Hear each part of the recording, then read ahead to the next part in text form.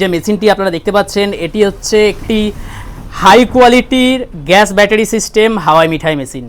দেখুন এখানে gas on of করার সুইচ আছে এবং এই যে সুইচটি দেখছেন এটি হচ্ছে মোটর কমানো এবং বাড়ানো সিস্টেম করা আছে এখানে, এবং এটি হচ্ছে মোটর অন। এই দেখুন এই মোটর অনের সুইচ, এবং এই যে সুইচটি দেখতে পাচ্ছেন এটি হচ্ছে মোটরের স্পিড কম এবং বেশি করার জন্য এই সুইচটি আছে।